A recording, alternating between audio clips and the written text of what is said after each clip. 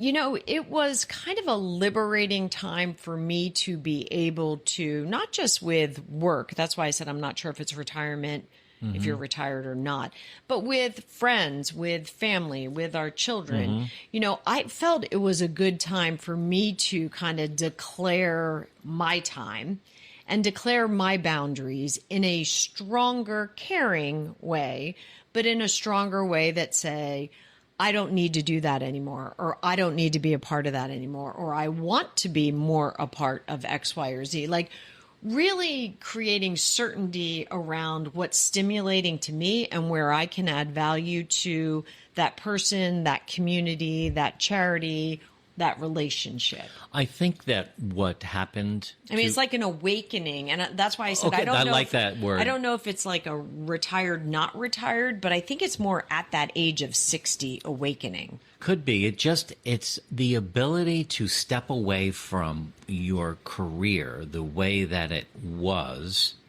And at 60, you can still be working at 75 in the same job, but to your point, at 60, hey, I want to reset. I want to be someone different. I want to change the rules. I want to change how I deserve to be able to do different things at this stage of my life to make me healthier and happier. And I think that's what happens when you step away. You can actually start doing new things that really matter to you. Yeah, absolutely. Because in your corporate life, you're just kind of stuck. You have to keep doing the same thing over and over and over again to be the best employee. Right. So right.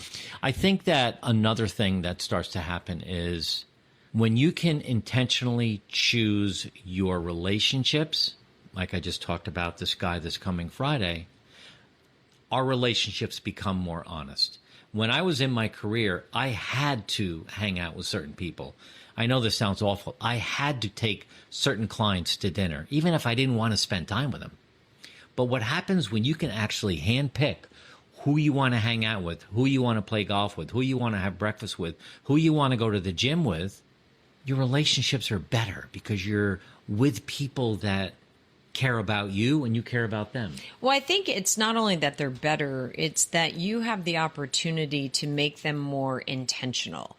And by intentional doesn't mean that every relationship with intention gets 100%. You could be intentional at being a 50%, but you're intentional about it. You've determined it ahead of time. That's the whole kind of intentional side of it. Or you can decide my relationships that I used to have 15 of, I'm going to have 5 of, and they're all going to get 100%. So I think it's a time to really sit back and assess that, those deeper conversations that are starting to become easier because you're hitting them with intention is a big change when you turn 60. And it's a great transition. And I think the next thing that I wanted to talk about was once you turn 60 or 62 or 3 or 5, whatever it is, time starts to feel different. And I can use our son Markham as an example, who passed away a couple weeks ago. And we were 47 days in New York City, 2 weeks in hospice, and we had our children there. So they were from 27 to 38. They all are in the middle of their careers. They all had to find time each day to log in, have Zoom calls, have meetings, do things they needed to do. We had the privilege, over 60, stepping away from our old careers, of being more intentional with our relationships, of spending more time with Markham, of spending more time with each other, spending time reading a book, learning about hospice. It's better time well spent because we have control over it. We have agency over our time. When I watched our kids, they'd have to leave to go for a 2-hour Zoom call. I felt badly for them, but they're in that world right now, right, and they have to do that. Right. When we get to this age, we can kind of do what we want with our time. Well, and I think that leads to the next point too. For a certain part of your life, and you would have to pick in your story what parts of your life, fear actually had more control over your life.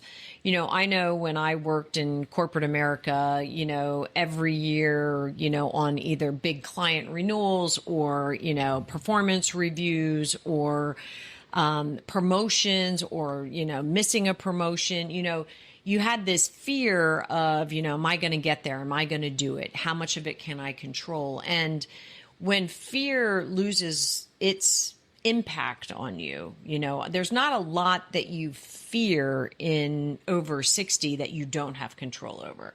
I mean, we feared being over 60 when we first started retirement because we were eating wrong, we were drinking wrong, we were not going to the gym, we were not doing things to extend our life, we weren't doing things to grow our mind, we weren't doing things to grow our community. And we got a little afraid, and then we both kind of took the pivot because this is not the stage of life where fear should control your activities, your moods, your relationships, your conversations, and your lifestyle. I think having much more confidence in who we are, confidence in what we're doing, trust in that we're making the right decision, open communication about how we're feeling. We don't have that much fear in our life anymore. Right. And we don't let fear control who we are. So